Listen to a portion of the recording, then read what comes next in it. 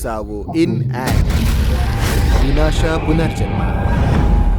ನಾನು ಕೇಳಿದ್ದೆಲ್ಲ ಈ ಭೂಮಿ ಮೇಲೆ ಮಾತ್ರ.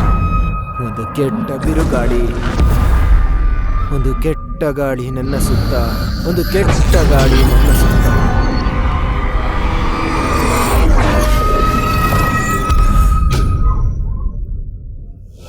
ರಾಕ್ಷಸಿ ಪೀಡಿಸುತ್ತಿದ್ದ ನನ್ನ ರಕ್ತನೇ ಬಲಿಯಾಗಿ ಬರ್ತೀನಿ.